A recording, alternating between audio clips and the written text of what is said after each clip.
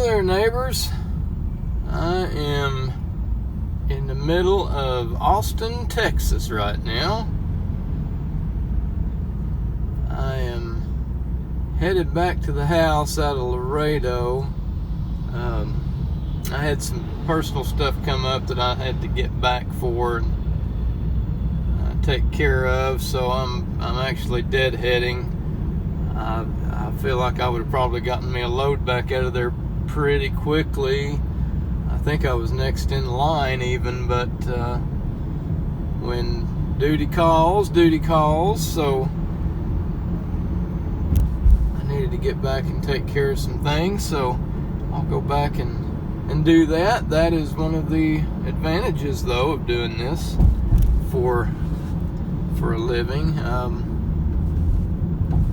Even though it does keep you away from home a lot, if you need to go home, you can go home and, and all of that.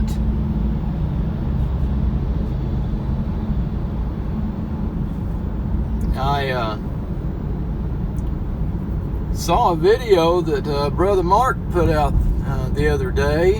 In 1 mile, keep right to I-35 north. Let's tell Mary Lou here to be quiet. That's what I call my GPS, Mary Lou. Brother Mark put out a video the other day where he had mentioned, he was talking about home time. That's what brought it to mind. He was talking about, saving money, for your home time stuff, which is, I thought was pretty smart advice that he was given there. And I was gonna tell you kind of how I do the finance part, the savings and the separating money part. And this won't be right for everybody. Everybody has a different situation, of course. But I'm just going to throw it out there the way that I do it for anybody who's getting started and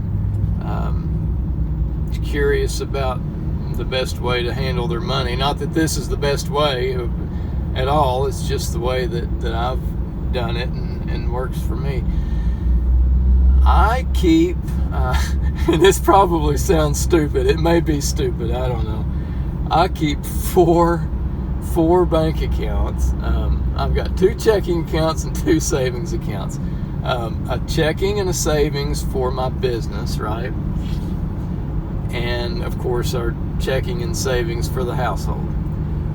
So the way that I do it is I have my settlements deposited into my business checking account, and from there I divide the money up and divvy it out into the other 3 accounts. Right now, when I first started doing this years ago, the way I started it is I just paid myself so many cents a mile, right? And everything else went back into the business, and I paid myself so many cents a mile. And that's just the way I figured it up. And then, of course, I divided the money up between running and savings and all of that. And I did that for a while, and I got away from it. I don't know why. Probably out of laziness, maybe. I got away from it, and I don't do it that way anymore. Again, everybody's going to have a different situation, but the way that I do it now, just as an example of one way that it can be done, is I have some parameters that I set for each checking account, my business account and my personal account. And when I say parameters, really all I mean is I try to start each week that I get a settlement with a specific amount of dollars in each one of those accounts. And when I get a settlement, I will bump up. I'm just going to give you some really stupid, simple examples here. Let's pretend that I want to keep $10 in each one of these checking accounts, personal and business. And let's say I get a settlement on a Wednesday, and I currently have $8 in my business account and $7 in my personal account. So what I'll do, let's say my settlement is $10. So I will take $2 and put it into my business account, bumping that checking account up to 10, and I'll take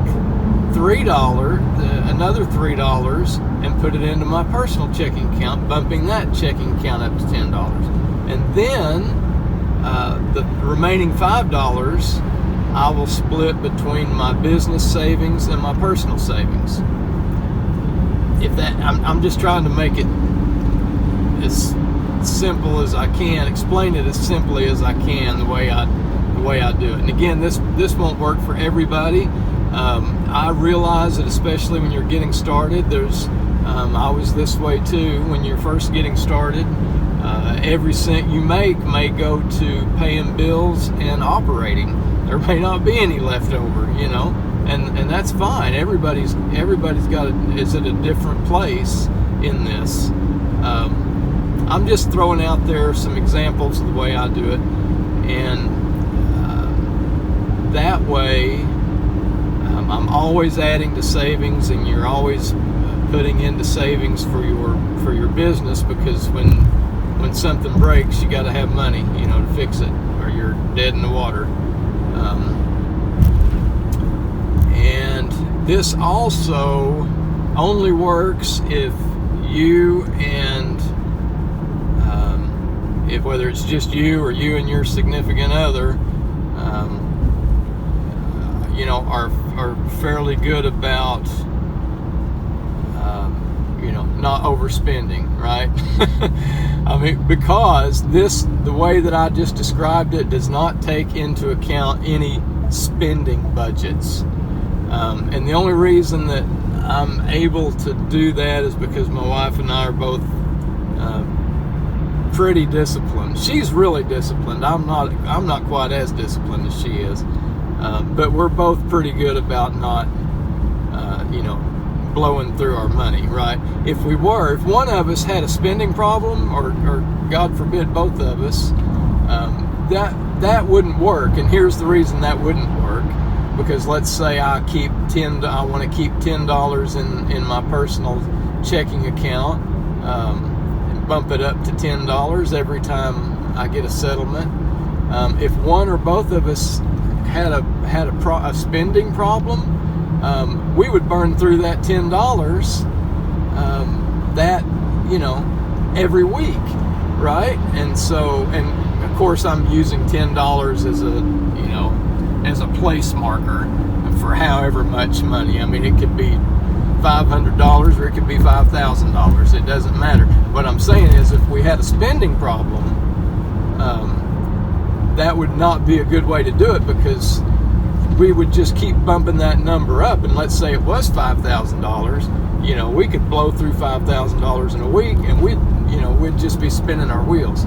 So it works for us, again, because we're fairly frugal and about our spending. But my point is the way it works for us is because I've just got that ceiling that I want to keep those two operating accounts. Your checking accounts are kind of your operating accounts, right? Whether it's personal or business. And then everything left over goes into savings. And again, I realize if you've got a lot of bills and notes, that you're trying to cover, and operating expenses and things, there may not be much left over. I'm just giving an example, right?